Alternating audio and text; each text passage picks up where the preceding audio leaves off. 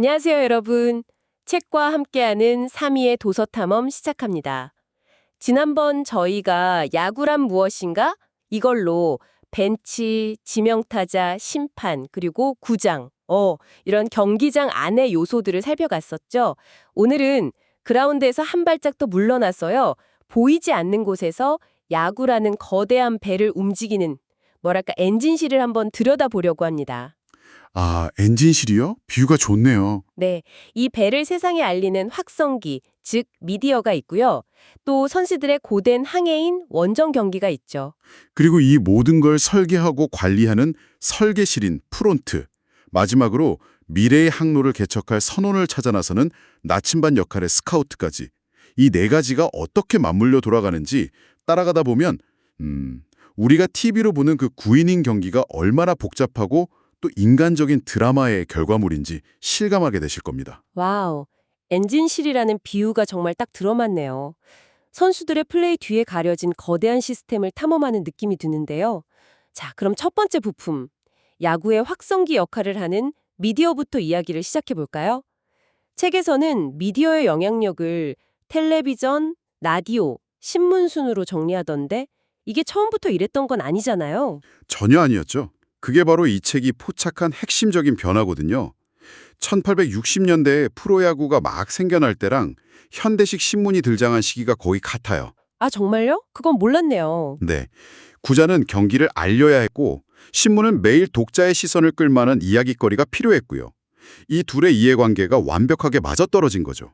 그래서 신문이 야구의 인기를 이끌었던 가장 강력한 엔진이었습니다. 아, 그래서 구던이 기자들 원정 경비는 물론이고 식사랑 술까지 대접하면서 극진하게 대우했다는 대목이 있었군요. 거의 한 식구처럼 지냈다는 거잖아요. 맞습니다. 그런데 텔레비전이 등장하면서 그 권력 관계가 완전히 뒤집혔다고요. 이게 단순히 매체 종료가 바뀐 것 이상의 변화가 있었을 것 같은데요. 아주 중요한 지적입니다.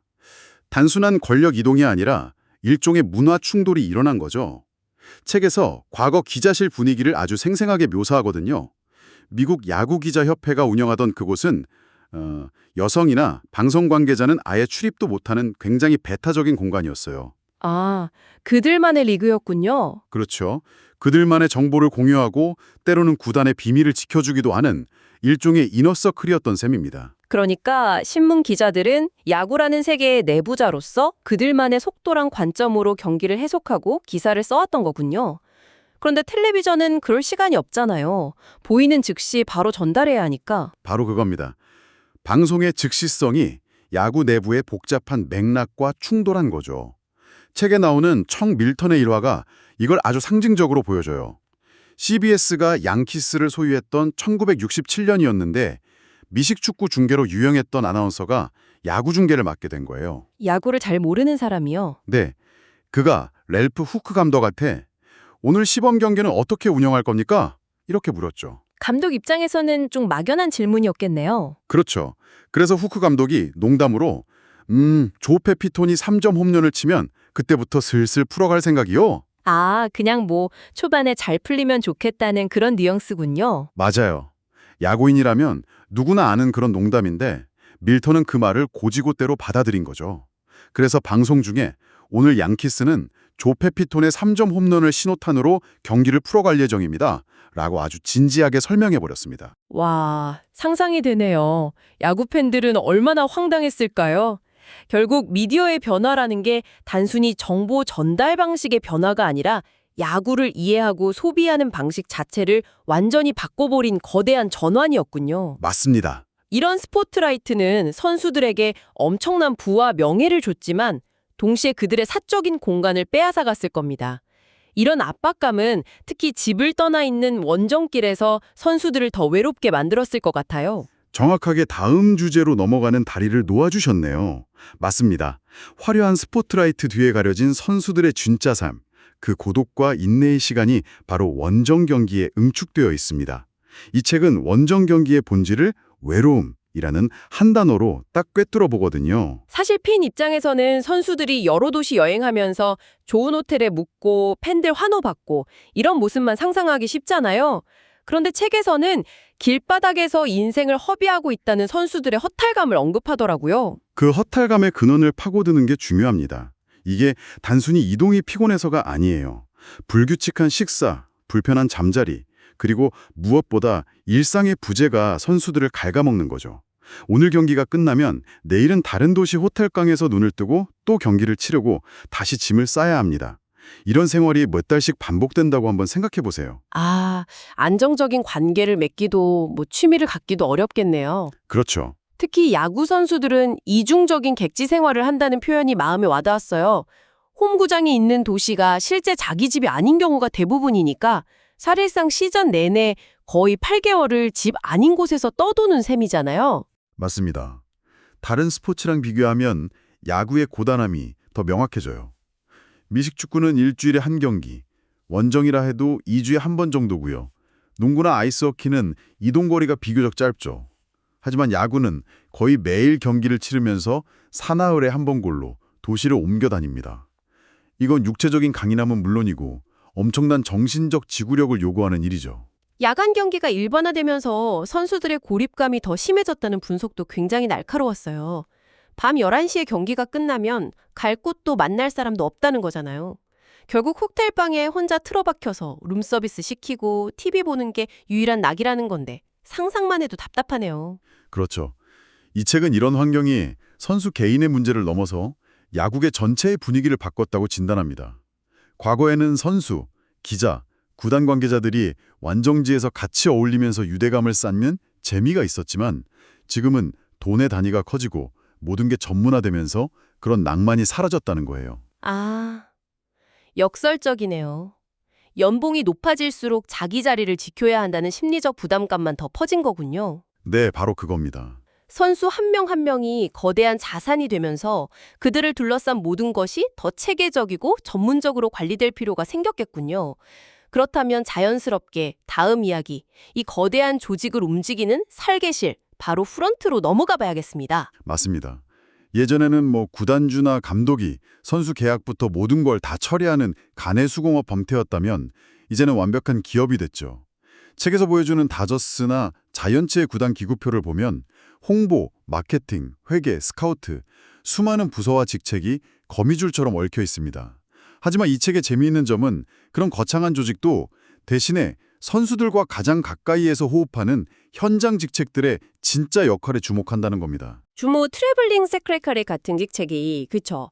이름만 들으면 그냥 여행 업무만 할 것 같은데 실제로는 선수단의 온갖 개인적인 부탁까지 들어주는 해결사, 심지어 보모 역할까지 했다고요. 맞습니다. 아내 생일인데 꽃 좀 보내주시오. 어머니가 편찮으신데 비행기표 좀. 이런 부탁은 기본이고요. 때로는 더 말 못할 사고를 수습하기도 했죠. 선수단이 원정기간 동안 문제없이 경기에만 집중할 수 있도록 모든 굳은 일을 처리하는 역할이었습니다. 클럽하우스 관리인도 마찬가지고요. 아, 클럽하우스 관리인 이야기는 정말 재밌었어요. 저는 그냥 유니폼 세탁하고 배트나 챙겨주는 분인 줄 알았는데 사실은 선수단의 비밀을 지키는 수문장 역할을 했던 거군요. 네, 허가받지 않은 사람은 절대 들여보내지 않는 철통 보안 담당 천병이었던 거죠. 생각도 못했습니다. 책에 나오는 비유가 정말 기가 막히죠? 모든 나라의 군인과 공무원이 클럽하우스 관리인처럼 일하면 전 세계 어디서나 스파이는 발붙일 곳이 없을 것이다. 와... 그만큼 선수단의 신뢰가 절대적이었다는 뜻입니다. 그리고 이런 현장 직책들 중에서 가장 극적인 역할 변화를 겪은 것이 바로 트레이너입니다. 맞아요. 이 책에서 트레이너의 위상 변화를 아주 중요하게 다루죠. 과거에는 그냥 마사지나 해주는 사람 정도로 취급받았지만 이제는 선수들의 몸을 책임지는 핵심 인력이 되었다고요. 네, 이제 트레이너는 단순한 물리치료사를 넘어서 심리학, 약학, 최신 진단법까지 꿰고 있는 전문가 집단이 됐습니다. 여기서 저자가 아주 본질적인 질문을 던져요. 트레이너 수준은 이렇게 높아졌는데 왜 선수들 부상은 오히려 더 늘어나는 것처럼 보일까? 하고요. 훈련 강도가 더 높아져서 그럴까요? 아니면 경기 수가 많아져서? 그런데 책의 답변은 제 예상을 완전히 빗나갔어요. 실제로 부상이 늘어난 게 아니라 우리가 부상에 대해 더 많이 알게 된 것뿐이라는 설명이었죠. 정확합니다. 진단 기술이 발달해서 미세한 부상까지 찾아내고 미디어가 사소한 부상까지 상세하게 보도하기 때문이라는 겁니다. 네. 그리고 여기서 이 책이 던지는 가장 중요한 통찰이 나옵니다. 야구단이라는 사업에서 가장 중요한 자산은 선수들의 몸인데 구단주들이 그 자산의 가치를 깨닫고 유능한 트레이너에게 관리를 맡기기까지 프로야구 역사상 무려 90년이라는 시간이 걸렸다는 지적입니다. 90년이요? 정말 믿기 힘든 시간이네요. 그렇죠. 여기서 우리가 얻을 수 있는 핵심은 야구가 아무리 낭만적인 스포츠라도 결국 자산을 관리하는 비즈니스라는 점이죠. 구단주들이 선수들의 몸을 단순한 소모품이 아니라 가장 중요한 투자 자산으로 인식하는데 90년이 걸렸다는 건 스포츠 산업의 관성이 얼마나 무서운지를 보여주는 대목입니다. 현재의 자산을 관리하는 것만큼이나 미래의 자산을 확보하는 것도 중요하겠죠. 그렇다면 마지막 퍼즐 조각, 야구의 나침반이라 할 수 있는 스카우트 이야기로 넘어가 봐야겠네요. 네, 팜 시스템이 정착된 이후에 메이저리그의 성공은 스카우트의 눈에 달렸다고 해도 과언이 아닙니다. 책에서는 스카우트 방식의 변화를 명확하게 짚어주는데요. 과거에는 땅값에 최대한 많은 유망주, 그러니까 원광을 긁어 모아서 그중 몇몇이 금덩어리가 되길 바라는 양 위주의 방식이었습니다. 일종의 그물망식 스카우트였군요. 일단 넓게 그물을 던지고 보는 거죠. 맞습니다. 그런데 지금은 완전히 달라졌죠. 소수의 가능성 있는 선수에게 집중적으로 투자하는 질 위주로 바뀌었습니다. 이유가 있겠죠. 가장 큰 이유는 원석을 다듬는 비용, 즉 선수를 육성하는 데 드는 돈과 시간이 과거와는 비교할 수 없을 만큼 비싸졌기 때문입니다. 이제는 함부로 그물을 던질 수가 없는 거죠. 아, 그래서 스카우트의 판단력이 그 어느 때보다 중요해졌군요. 네. 유능한 스카우트의 자질로 판단력과 함께 운을 꼽은 부분이 아주 솔직하고 흥미로웠어요. 17살 고등학생의 현재 성적보다는 10년, 15년 뒤의 성장 가능성을 봐야 한다는 거잖아요. 이건 거의 예언의 영역 아닌가요? 그렇죠. 그래서 팜 시스템의 대가인 브랜치 리키가 제시한 5가지 기본 능력. 그러니까 달리기, 던지기, 수비, 때리기, 강하게 때리기 같은 객관적인 기준이 필요합니다. 하지만 책은 거기서 멈추지 않아요.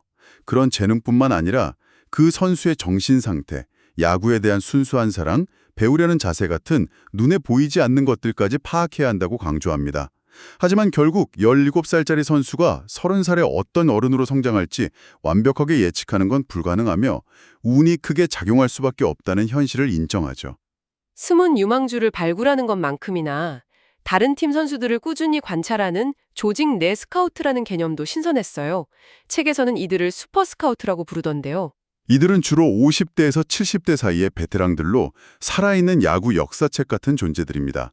이들의 주된 임무는 다른 25개 구단의 선수 명단 40명을 전부 꿰고 있으면서 누가 컨디션이 좋고 누가 슬럼프인지, 어떤 선수가 트레이드 시장에 나올 가능성이 있는지를 끊임없이 체크하는 겁니다. 일종의 산업 스파이 같기도 하고 정보 분석가 같기도 하네요. 정확합니다. 이들은 주로 야구장 기자실을 무대로 활동하면서 기자들에게도 고급 정보를 제공하는 중요한 정보원이 되기도 합니다. 이 베테랑 스카우트들이 있기에 팀 간의 전력 분석과 선수 교류가 더욱 정교하고 전략적으로 이루어질 수 있는 겁니다. 단순히 어린 선수를 데려오는 것만이 스카우트의 전부가 아니라는 걸 보여주는 대목이네요. 오늘 미디어부터 스카우트까지 야구라는 거대한 배를 움직이는 엔진실의 4가지 핵심 부품을 살펴봤네요. 선수들의 화려한 플레이 뒤에 이렇게나 많은 사람들의 땀과 고민, 그리고 보이지 않는 드라마가 숨어 있다는 걸 다시 한번 느끼게 됩니다. 맞습니다. 이 책은 야구를 단순히 승패가 갈리는 경기가 아니라 수많은 사람들의 욕망과 노력이 얽혀 돌아가는 하나의 거대한 사회이자 유기체로 바라보게 만드는 힘이 있습니다. 오늘 우리가 엔진실과 설계실을 둘러봤다면 다음 시간에는 이 배의 항해 기록을 분석하는 기록실의 통계와 기록, 그리고 이 모든 것을 소유하고 최종 결정을 내리는 선장실의 구단주에 대해 이야기 나눠보겠습니다. 우리가 오늘 다룬 내용이 책과 다를 수 있으므로 자세한 내용은 책을 구입해서 읽어보시기를 적극 추천드립니다. 책과 함께 항상 행복한 하루하루 되십시오.